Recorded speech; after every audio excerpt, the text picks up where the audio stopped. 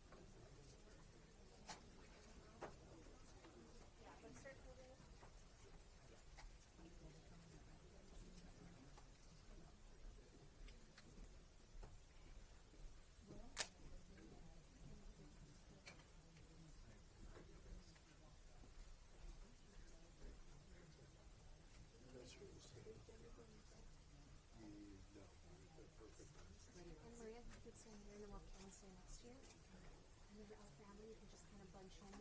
The closer the better for the cameras. We can't, if we have some family members stand on this side as well, that would be great. And just the closer the better.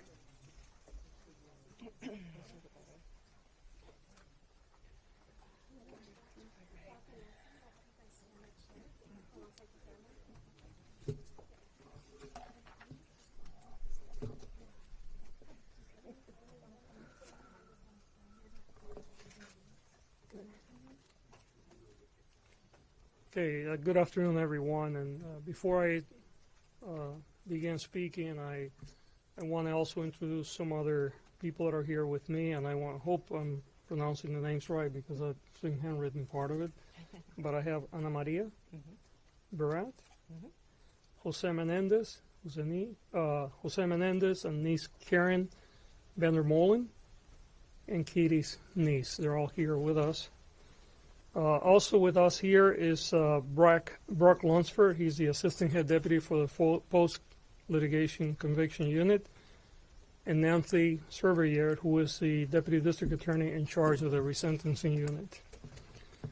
Let me begin by telling you that this is a case where we've had many people in this office spend a great deal of time reviewing the case. I have to tell you unequivocally that we don't have a universal agreement. There are people in the office that strongly believe that the Menendez brothers should stay in prison the rest of their life, and they do not believe that they were molested. And there are people in the office that strongly believe that they should be released immediately and that they were in fact molested. I have to tell you that after a very careful review of all the arguments that were made for people on both sides of this equation, I came to a place where I believe that under the law, resentencing is appropriate, and I am going to recommend that to a court tomorrow. What that means in this particular case is that we're going to recommend to the court that the life without the possibility of parole be removed and that they would be sentenced for murder, which, because there are two murders involved, that would be 50 years to life. However, because of their age, under the law, since they were under 26 years of age at the time that these crimes occurred, they will be eligible for parole immediately. The teams that have worked on this, on the resentencing side of it, have spent literally probably hundreds of hours by now looking at this case. These cases were originally presented on the habeas side of it, which I'll explain in a moment what that is, last year, and then the request for a prosecutor-initiated resentencing occurred earlier this year. And there have been people in this office working in these cases from the very beginning, as well as many other cases that we have. The reason why I'm here today and why I came in front of all of you about 10 days ago is because there was a more recent documentary about the case that again brought a tremendous amount of public attention. And we know there have been other documentaries, so this is not the first, this is a more recent one. And frankly, our office got flooded with requests for information. And even though this case was already scheduled to be heard in late November, I decided to move this forward because, quite frankly, we did not have enough resources to handle all the requests. And one of the things that I thrive to do in this office is to be very transparent in everything that we do.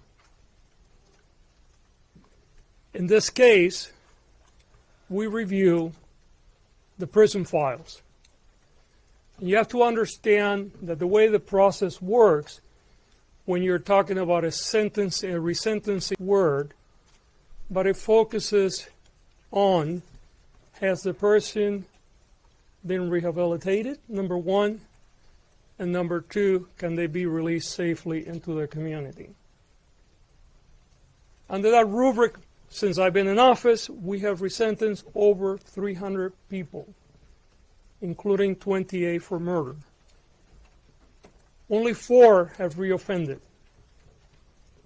If that was a regular recidivism rate in this country, we would be the safest nation in the world, but we know that it's not. In fact, somewhere between 40 and 50% of the people that go to prison reoffend and get rearrested.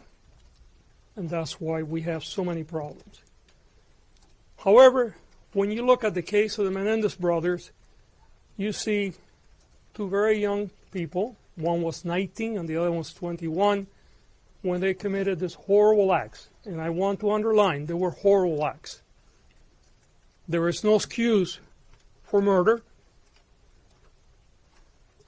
And I will never imply that what we're doing here is to excuse that behavior. Because even if you get abused, the right path is to call the police, seek help. But I understand also how sometimes people get desperate. We often see women, for instance, that have been battered for years, and sometimes they will murder their abuser out of desperation. And I do believe that the brothers were subjected to a tremendous amount of dysfunction in the home and molestation. But they went to prison for life without the possibility of parole, which meant that certainly under the law at that time, they had no hopes of ever getting out. They could have done what many other people do, which is basically said, you know what, I'm here for the rest of my life, so I'm going to do whatever. I'm going to misbehave, I'm going to join gangs, I'm going to live the life of the prison. But they never did that. To the contrary, even though they didn't think that they would ever be let free, they engaged in a different journey. A journey of redemption and a journey of rehabilitation. And often the people that begin their journey of rehabilitation and redemption in prison is often very internal. And what they do, and one of our lawyers pointed out this today, is usually the path is people try to further their education, do things for self-improvement, which the brothers have done, by the way. But it's more unique or less usual, I guess, when people not only do that, but they also begin to engage in ways to make life for others better. And in this case, the brothers have been doing so for a very long time. Creating groups to deal with how to address untreated trauma. Creating groups to deal with other inmates that have physical disabilities and may be treated differently. Even in one case, Lyle negotiating for other inmates as to the conditions that they live under during prison. And all this was done by 2 young people, now they're not as young, that had no hopes of ever getting out of prison. They have been in prison for nearly 35 years. I believe that they have paid their debt to society, and the system provides a vehicle for their case to be reviewed by a parole board, and if the parole concurs with my assessment, and it will be their decision, they will be released accordingly. I must underline, however, this case will be filed in court tomorrow. The final decision will be made by the judge. Court has to agree with my conclusion that they deserve to be resentenced. It is very possible that there may be members of this office that will be present in court opposing the resentencing. And they have a right to do so. And we encourage those that disagree with us to speak, and the court is the appropriate place to do it. We certainly feel we're very sure not only that the brothers have rehabilitated and that they will be safe to be reintegrated in our society, but that they have paid their dues, not only for the crimes that they committed, but because of all the other things they have done to improve the life of so many others. So, again, we will be filing for resentencing tomorrow. We're seeking that they would be sentenced to life with the possibility of parole, as opposed to life without the possibility of parole, which is they currently have. That means that they would have 50 years to life because there were 2 murders. But because of the age upon which they were convicted, under 26, under current law, that means they're eligible for youthful parole. I think there is also important to have some introspection today, because I think that often, for cultural reasons, we don't believe victims of sexual assault, whether they're women, whether they're men. We saw in our first trial, which, by the way, they were tried twice. The first trial hung, meaning the jury could not come to a conclusion, and in fact, about half of the jury wanted to convict them of manslaughter, which, if that were have been the case, they would have been off prison a long time ago. And then there was a second trial, and then they were convicted of murder with special circumstances, which led to the life without the possibility of parole. But it's salient to understand that our own implicit and sometimes explicit bias around sexual abuse and sexual assaults often leads us to severe injustices in our community. And I want to speak to those that are victims of sexual assault now, whether you're a man or a woman. Know that we're here for you. If you're a victim of sexual assault in this community, and by that we're talking about LA County, not just LA City, you can come for help. Whether you're prepared to prosecute or not, we will be here for you. We have services for you. And if you're prepared to move forward with the prosecution, we will evaluate it as we do any other case. And if we believe that the evidence is there to present a credible case in front of a jury that can be proven beyond a reasonable doubt, we would proceed accordingly. You do not have to suffer alone. You don't have to keep it to yourself. And help is here unconditionally. I'm going to say a few words in Spanish because I know there's tremendous amount of interest from the Spanish media, and I know that there are going to be other speakers today, and then we're going to open it up for questions. Primero que nada, quiero dar las gracias a todos por estar aquí hoy. Estamos hablando del caso de los hermanos Menendez. Este fue un caso donde 2 hermanos, uno de 19 y uno de 21 años, asesinaron a sus padres más de 3 décadas atrás. Los muchachos fueron condenados por asesinato y llevan en la prisión alrededor de 35 años.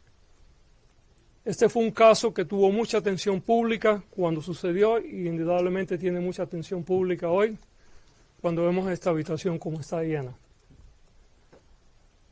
La razón por la que nosotros estamos buscando que la Corte reevalúe la sentencia original es la siguiente. Bajo la ley de California, cuando una persona es acusada de un crimen, ese crimen puede ser reevaluado si la persona lleva muchos años en la cárcel o la prisión y enseña que se ha rehabilitado y que puede ser reintegrado en la comunidad sin causar peligro para el resto de nosotros. En el caso de los hermanos Menéndez, nosotros hemos revisado el caso y creemos, número 1, que se han rehabilitado y número 2, que pueden ser reintegrados en la comunidad sin causar peligro para el resto de nosotros.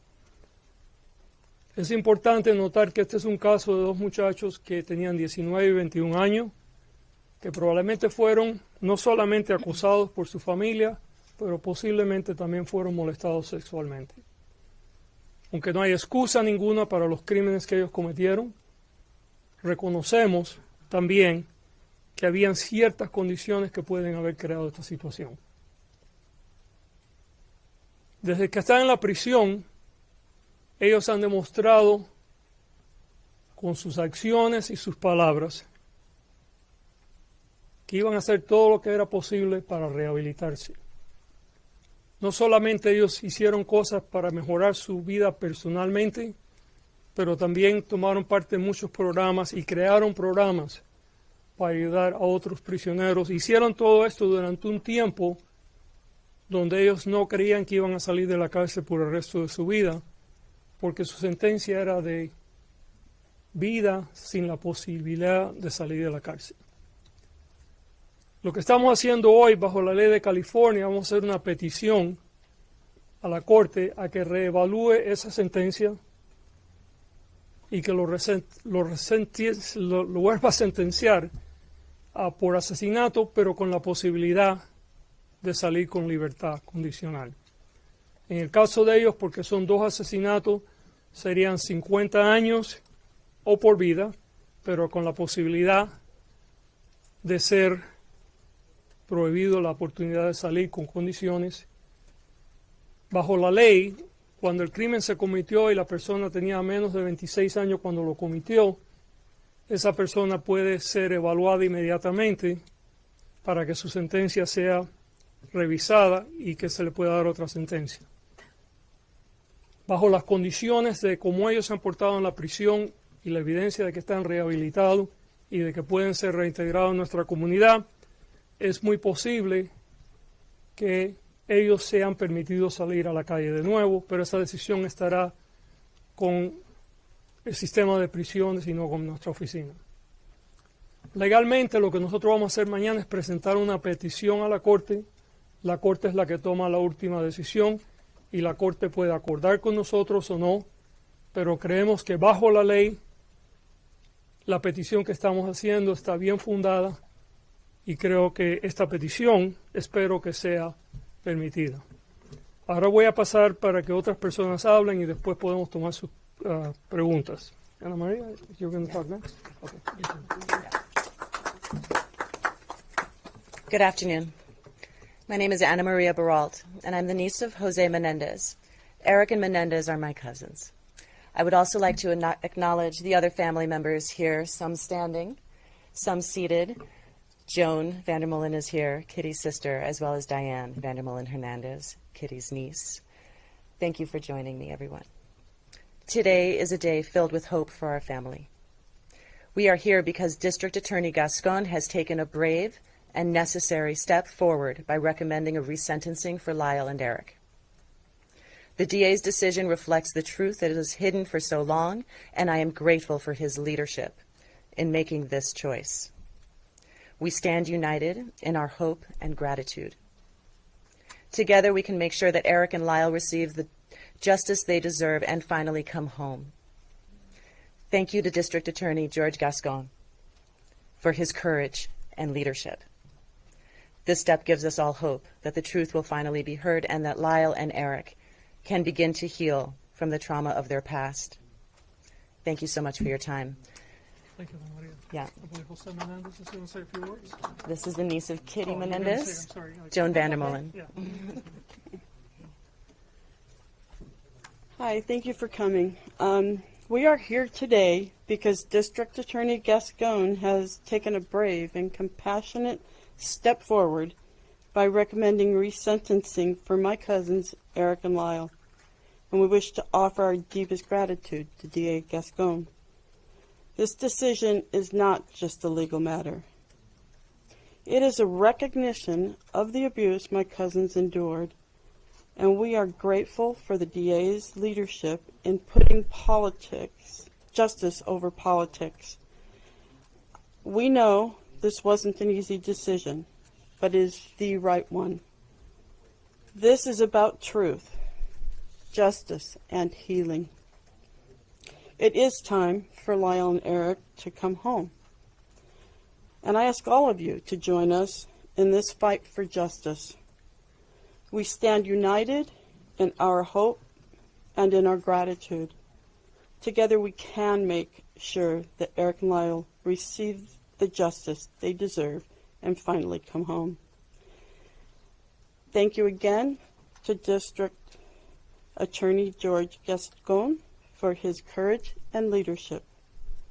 This step gives us all hope that truth will finally be heard and Eric and Lyle can begin to heal from the horrors of their past. We hope this will also shed light and increase awareness and help others who have been victimized by sexual violence. Thank you all so much for being here today. We are grateful for everyone's support. Is there anyone else speaking? No, that's it. Okay. Okay, and I apologize. I'm reading notes here and I'm trying to understand all the notes. Yes, ma'am. So you go tomorrow, you file a case for resentencing, then what happens after? Are the brothers going to be there tomorrow, and when is the role of the parole board going to come in? Right, and you know what? I'm going to actually have the people that are handling the case walk you through all of it. The brothers will not be there tomorrow. The role of parole board comes later, but Nancy, why don't you walk everybody through? Okay. Yeah. So what we'll do is we'll file our. Say your name, ma'am, your name and your title. My name is Nancy Thaberge. I'm the deputy in charge of the resentencing unit. This is Brock Lunsford, assistant head deputy of the post-conviction litigation division. So what will happen is tomorrow we will file the actual petition requesting resentencing with the legal arguments and accompanying exhibits as to why we think it's appropriate. It's just a filing. No one's going to physically be in the courtroom. From there, we'll also serve the defense with our motion and our paperwork so that they'll have their copies. And from there, we will coordinate with the defense to set up a court date with the court so that the petition can be heard. Now, whether or not that's a setting or a hearing will be decided between us and the defense and the court once everybody gets an idea of what we've filed. Then from there at the hearing, the defense can either decide to have the defendants, the Menendez brothers, physically brought into court. They can ask that the individuals appear by video or audio WebEx, a kind of a Zoom participation, which we all kind of adapted to because of COVID. And then from there, we will do the hearing and submit all the written and legal and oral arguments and any evidence that needs to be admitted at the time, and then the court will rule at that point. But we don't have that court date yet because we're just starting the process tomorrow. But it's our intention to have that go forward before the habeas, because if the judge grants it, that may impact the defense's decision to proceed on the habeas. So we're gonna try it just as a matter of economy of time to stack it one before the other. Now, have the brothers found out about this in real time, or were they told about this beforehand, or what was their reaction? No, this was. No, this is actually the family was only invited to come. They were not aware what the final decision was until a few months ago. The brothers may be actually seeing you guys on TV or social media, but no one knew other than a very small number of people in this office. And by the way, I should tell you that actually the final decision was just made about an hour ago. Right, then it goes back to the prison system, and then the parole system takes over that. That's good. Would there be a parole or probationary period? Would they have to live in a halfway house, or simply be released if they're allowed to be released? You know, those are really completely entirely up to the parole board. Please, we'll try. What was the factor that made the final decision? You said the final decision was just made. Was it the letter? Was it the Menudo confession? What was it that put you over the top to make? No, what it was is I was evaluating the arguments that were being made within my office, both pro and against the release. Yeah, can I ask you? Hold on, I had it. Calls from Yeah. people that I'm, you have made resentencing a cornerstone of your tenure as district attorney here in Los Angeles. There are some people who have accused you of using this very, very highly publicized, clearly case to use it for politics, given how close we are to the election. What's your response to people who have been making that claim?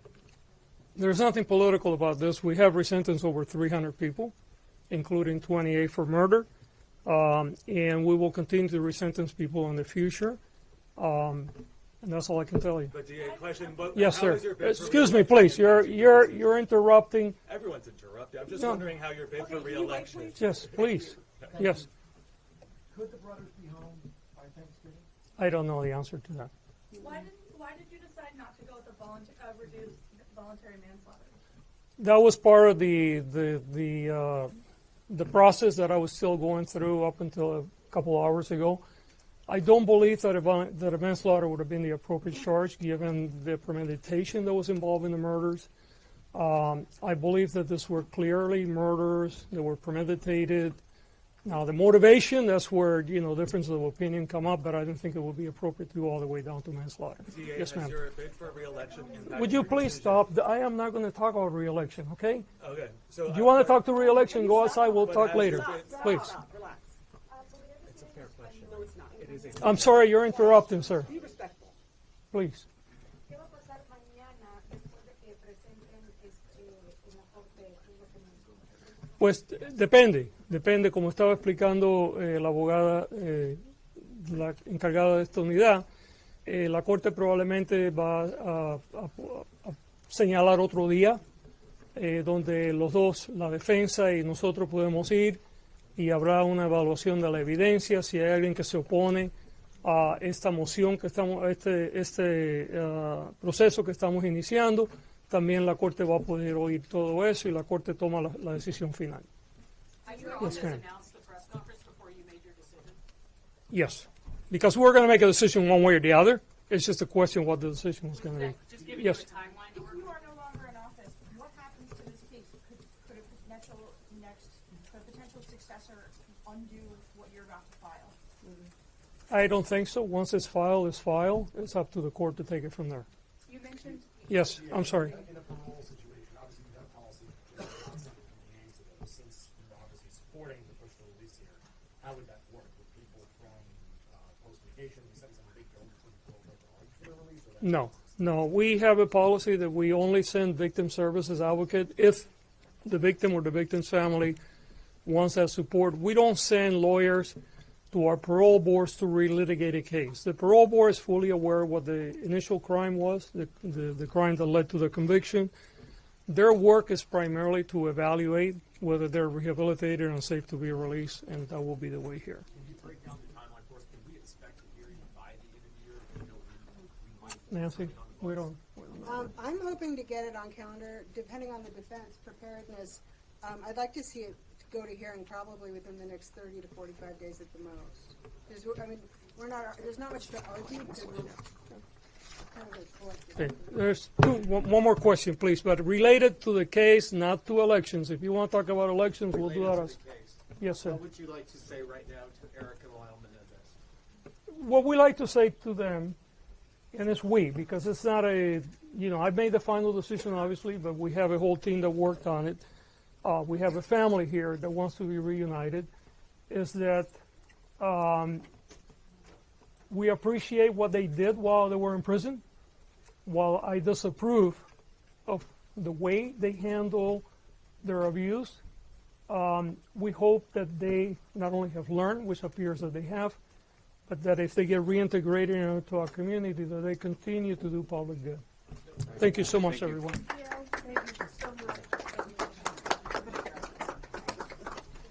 Thank you. Thank you. Thank you so much. Thank you, sir. Thank you so much.